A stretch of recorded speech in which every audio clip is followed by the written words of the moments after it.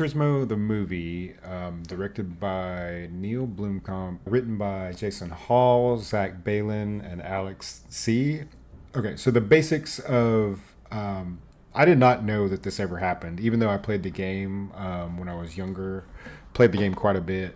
But apparently, the game designer approached Nissan, if I remember correctly. I may get some of this wrong, but basically, I think the designer approached Nissan, and then Nissan like developed the contest, like headed up by Orlando Bloom's person he played, Danny Moore, who's like a marketing executive, had this idea to create the contest and pick the best gamer and then put him through this academy. And so that was the deal. The winner of this online challenge would go to this Nissan Academy and train to be a legit race car driver and then go and compete, right? And so that's basically, the setup for the movie. In the first third, I would say, like the first act of the movie is just, that process. We meet Jan Mardenborough, the young man from the UK who ends up, winning the contest and getting into the academy. It's pretty, stereotypical, just getting to know the characters, spend a little time with Jan, the driver, when we're introduced to David Harbour's character, the chief, I guess the head coach for the racing team, and they're all getting to know each other. And it's all kind of standard, but it's all like done very well. It's all standard sports movie type stuff. We meet the athlete, he's the underdog, but he takes advantage of his big shot. He wins the contest. He gets into the academy, and then it's his struggles from there. And honestly, like that was kind of where I expected the movie. Like I thought that was going to be the whole movie, was just him getting into the program. The program was going to be hard, and then he was going to win, and he was going to go on to be a driver. But that was really just the beginning of the movie, And once he wins the program and he is like the Nissan pick, there are things like there are not going to be any spoilers. Like I'm not going to spoil anything here, but I'm just going to say like that's really just the jumping off point for this movie. Like it goes well beyond that into Jan going into I'm not sure if it was, I know it wasn't IndyCar because I know what Indy cars look like, but I'm not sure if it's like F1 or what type of racing, but it deals with his early career in that sport, and pacing is excellent the entire time. Early on in the beginning, when we're getting to know Jan, you could say there might be like 5 minutes here or 3 minutes there that could have been that you wouldn't have missed, with like his love life.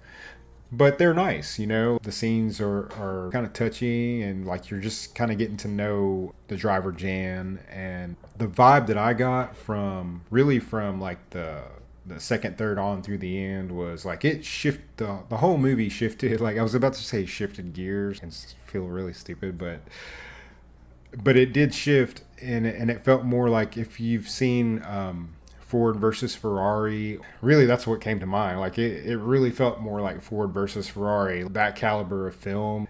Like the stakes for like Jan, for his family, for the marketing team, for Nissan, the stakes were real for all the people involved in this story, I mean, not just careers, but life and death. And that was the part that was really, I wasn't really expecting it to hit me the way it did. And then it really feels like a sports movie. The racing sequences. I saw the movie. I didn't see it I don't know if it's playing in IMAX. I saw it in XD, which is a solid theater. I've been to really nice IMAXs in big cities, and this one's it's solid. Like the sound was really good. Like, and I saw Oppenheimer in the exact same theater, a few weeks ago. And I'm gonna say this here. I'm not gonna say Gran Turismo is a better film, like apples to apples, than Oppenheimer, but I had 100 times more fun in the 2.5 or whatever hours I spent watching Gran Turismo than I did watching Oppenheimer. And I thought Oppenheimer was excellent. I think I gave it 4.5 stars on Letterboxd, and I'm as big a fan of Christopher Nolan as I am of Neil Blomkamp. And what they set out to do, Neil Blomkamp just came out to make a good ass movie.